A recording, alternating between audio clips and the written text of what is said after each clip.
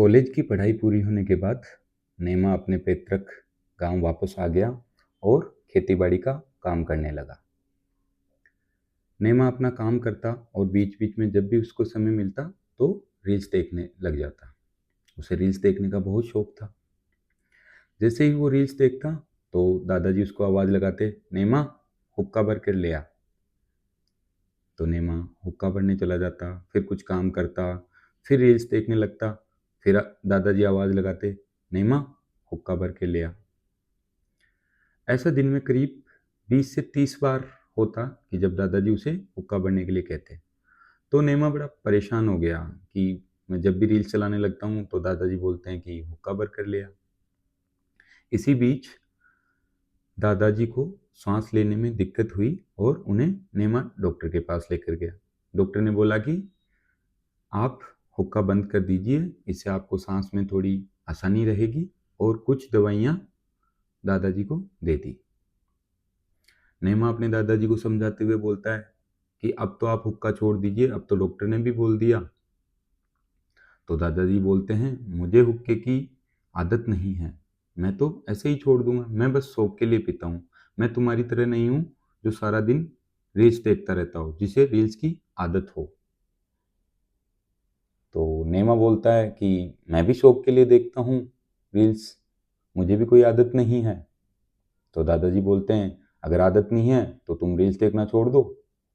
तो नेमा बोलता है, आपको भी हुक्के की आदत नहीं है तो आप हुक्का पीना छोड़ दो। तो दोनों की शर्त लग गई। शर्त ये थी कि 3 महीने के लिए दादाजी हुक्का नहीं पियेंगे और नेमा रील्स नहीं चलाएगा। और जिसने भी अपना पहले प्रण तोड़ा वो सामने वाले को 1000 रुपये और 1 किलो बर्फी का पैकेट देगा। शुरुआत के कुछ दिनों में दोनों को काफ़ी परेशानी रही, पर 10-15 दिन के बाद दादाजी को थोड़ा अच्छे से सांस आने लगा, उनकी हेल्थ अच्छी होने लगी, तो वो बड़े खुश रहने लगे। ऐसे ही नेमा को काफ़ी आज़ादी अनुभव हुई। जब वो काम कर रहा होता तो पूरा ध्यान उसका काम पर रहता, फिर जब वो फ्री होता तो वॉलीबॉल खेलता, अपने दोस्तों के साथ जाता, अपने परिवार वालों के साथ समय व्यतीत करता। तो उसे भी बड़ा अच्छा लगने लगा। तो 3 महीने का समय निकल गया, ना दादाजी ने हुक्का पिया, ना नेमा ने रील्स चलाई। उसके बाद दोनों मिले और नेमा बोलता है कि दादाजी अब तो कोई नहीं आ रहा, ना आप हारे ना मैं हारा। तो दादाजी बड़े खुश हुए। उन्होंने कहा कि हाँ, ये बात तो सही है, पर मैं बहुत खुश हूँ कि तूने रेस देखना छोड़ दी और तू छोटा भी है, तो शर्त के पैसे मैं तुझको देता हूँ। और ऐसा कहकर दादाजी ने 1000 रुपये नेमा को दिए और कुछ पैसे एक्स्ट्रा दिए और बर्फी लाने के लिए कहा। नेमा मिठाई की दुकान पर गया तो देखा कि वहाँ बर्फी थोड़ी पुरानी थी। तो उसने हलवाई से बोला कि ताज़ा नहीं है क्या बर्फी? तो हलवाई बोलता है कि ताज़ा अभी बन रही है, आप 15-20 मिनट का इंतज़ार करिए, आपको हम ताज़ा बर्फी देंगे। तो 15-20 मिनट के लिए नेमा इंतज़ार करने लगा।